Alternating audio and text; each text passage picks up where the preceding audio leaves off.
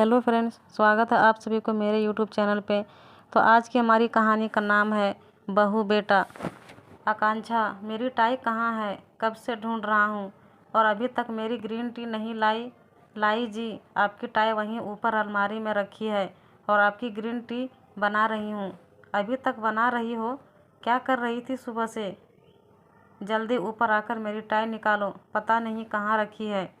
बहू बेटा, मेरी चाय कहाँ है? आज बिना चाय के अखबार पढ़नी पड़ेगी क्या? अभी लाई पिताजी। यह है हमारी आकांक्षा, जिसका घर रोज़ सुबह सुबह किसी लड़ाई के मैदान से कम नहीं होता। मानसी जी, आकांक्षा की सास की तबीयत जब से ज़्यादा खराब रहने लगी, तब से घर की सारी जिम्मेदारियां आकांक्षा के ऊपर आ गई। बच्चा भी अभी छोटा, सिर्फ 1 साल का है, तो उसकी देखभाल, घर के सारे काम, मानसी जी की देखभाल, समय पर दवाइयाँ, समय पर खाना और यहाँ तक कि बाज़ार से सामान लाने की जिम्मेदारी भी आकांक्षा की ही है। बहू, दूध का बर्तन देना जरा, तो दूध वाला आया है, मैं ले लेती हूँ। अरे माँ, आप क्यों उठकर आई? मैं जा ही रही थी लेने। आप चलिए कमरे में आराम करिए, मैं ले लूँगी। मानसी जी को रसोई में आया देख आकांक्षा ने कहा। मानसी जी हार्ट पेशेंट है और अभी कुछ दिनों पहले ही उन्हें हार्ट अटैक आया था। डॉक्टर ने उन्हें ज़्यादा से ज़्यादा आराम करने के लिए कहा है, इसलिए मानसी जी पहले की तरह आकांक्षा की मदद नहीं कर पाती है। आकांक्षा जब देव से शादी करके आई तो मानसी जी हमेशा डरी डरी रहती थी, क्योंकि मानसी जी के हंसमुख और सौम्य स्वभाव के कारण आकांक्षा का सास के प्रति डर खत्म हो गया और उसकी जगह प्रेम और मित्रता ने ले ली। आकांक्षा और मानसी जी सास बहू कम और सहेलियाँ ज़्यादा लगती थी। माँ, आप बस राज को थोड़ी देर संभाल लीजिए, मैं सब कर लूँगी, आकांक्षा ने बच्चा मानसी जी को देते हुए कहा और फिर भाग भाग कर सारे काम खत्म किए। देव, आकांक्षा का पति, ऑफिस, पिताजी टहलने और अपने मित्रों से मिलने चले गए। आकांक्षा अपनी चाय का कप लेकर मानसी जी के कमरे में आ गई। माँ, राज सो गया क्या? हाँ बेटा, सो गया। बैठो तुम मेरे पास, इधर। और यह सिर्फ चाय क्यों? तुम्हारा नाश्ता कहाँ है? माँ, अभी कुछ खाने का मन नहीं है। सुन बेटा, शरीर को मशीन मत बना, थोड़ा खुद को भी 2 पल का समय दे। क्यों सबके पीछे इतना दौड़ती है? सब छोटे बच्चे थोड़ी ही हैं, अपना काम खुद कर सकते हैं। माँ, आप क्यों परेशान हो रही हैं? छोड़िए यह सब बातें, बताइए आज लंच में आपके लिए क्या बनाऊं? दलिया बना लो बेटा, जल्दी बन जाएगा और तुम्हें भी थोड़ा समय मिल जाएगा अपने लिए।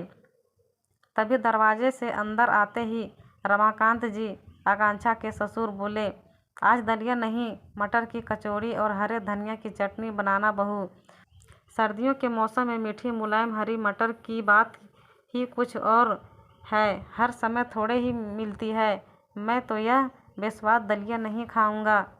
कोई बात नहीं पिताजी, आज आपको बेस्वाद दलिया नहीं, मटर की कचौड़ी और तीखी मीठी दोनों चटनी के साथ मिलेगी, कहकर आकांक्षा रसोई में चली जाती हैं।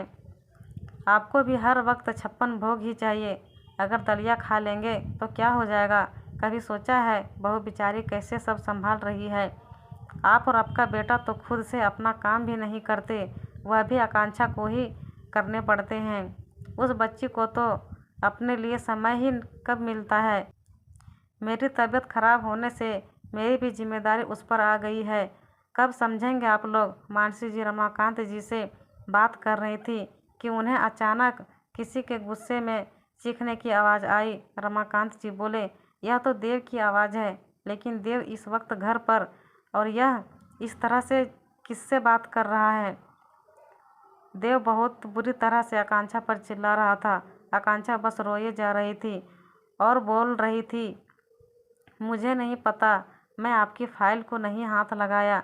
लेकिन देव कुछ सुनने को तैयार नहीं था और गुस्से में ना जाने क्या क्या बोले जा रहा था। आकांक्षा उसे समझाने की कोशिश कर रही थी कि वह अपने काम की चीज़ें इधर उधर क्यों रखता है, ठीक से क्यों नहीं रखता है। इस बात से देव का गुस्सा और भी ज़्यादा हो गया और चिल्लाते हुए बोला, यह मेरा घर है, तुम्हारे पिता का नहीं। मैं जो चाहे जहाँ चाहे रखूँगा। तुमसे कितनी बार कहा है कि मेरे चीज़ों को हाथ मत लगाया करो। सही कहा बेटा, औरतों का तो कोई घर ही नहीं होता है। शादी के पहले पिता का और भाई का घर होता है, शादी के बाद पति का और बुढ़ापे में बेटे का। लड़कियों को जन्म लेते ही लोग सिखाने लगते हैं कि तुम तो किसी और के घर जाना है, यह घर तुम्हारा अपना नहीं, तुम तो किसी और की अमानत हो। शादी के बाद किसी अनजान को अपना मान लेना और उसकी पसंद के हिसाब से रहना, उसके पसंद के कपड़े, उसकी पसंद का खाना सब अपना लेती है। सोती जागती भी किसी और के हिसाब से ही है। उसके हिस्से में तो कुछ पल का आराम भी नहीं है, सिर्फ दुख और दर्द उसके अपने हैं और उसका अपना कुछ भी नहीं। यहाँ तक कि जिस घर के लिए वह दिन रात नहीं देखती, अपने आप को भूल जाती है, उसे एक दिन यह सुनने को मिले कि यह तुम्हारा घर नहीं, तो मेरे समझ से तो हम औरतों को कुछ भी नहीं करना चाहिए। हम क्यों दूसरों के लिए परेशान हों। माँ, आप यह क्या बोल रही हैं? मेरे कहने का यह मतलब नहीं था। मेरी एक फ़ाइल नहीं मिल रही है, ऑफिस में भी नहीं थी, तो मुझे लगा आकांक्षा ने कहीं रख दी है और उस फाइल के बिना मेरी मीटिंग भी कैंसिल हो गई। देव ने कहा, तो उसमें बहू का क्या दोष है? तुम्हारी माँ सही कह रही है, बोलने से पहले सोच लिया करो किससे क्या बोलना है। बहू सुबह से ही घर के कामों में लग जाती है, रात को भी हम खा पीकर आराम कर रहे होते हैं, लेकिन तभी वह कामों में लगी ही रहती है। यहाँ तक कि अगर हमें पानी भी चाहिए तो हम खुद नहीं लेते, बल्कि बहू को आवाज़ लगा देते हैं, जैसे वह इंसान नहीं कोई मशीन हो।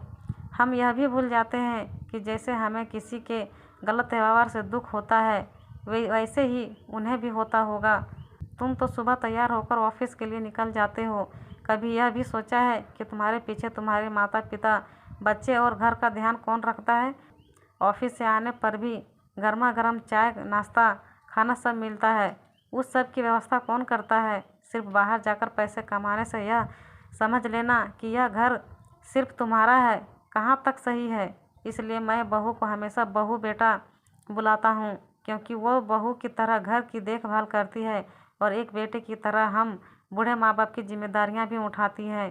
तुम्हें तो अपने माता पिता का हाल तक पूछने की फुर्सत नहीं है। तुम्हें तो बहू से सीखना चाहिए कि एक बेटे की जिम्मेदारी कैसे निभाते हैं, और उल्टा तुम हो कि उसे सुनाए जा रहे हो। तुम्हें तो शर्म आनी चाहिए कि जो तुम्हारी जिम्मेदारी को अपनी जिम्मेदारी समझकर निभा रही है, उसके साथ ऐसा व्यवहार। बस करिए पिताजी, मैं अपनी गलती समझ चुका हूँ, मुझे माफ़ कर दो। आकांक्षा, मुझसे बहुत बड़ी गलती हो गई, आगे से ऐसा नहीं होगा जिससे तुम्हें तकलीफ़ हो। अब से मैं भी जितनी हो सके तुम्हारी मदद करूँगा, और इसकी शुरुआत आज से ही होगी, बल्कि अभी से ही होगी। आप सब लोग के लिए मैं अभी गर्मा गर्म अदरक वाली चाय बनाकर लाता हूँ।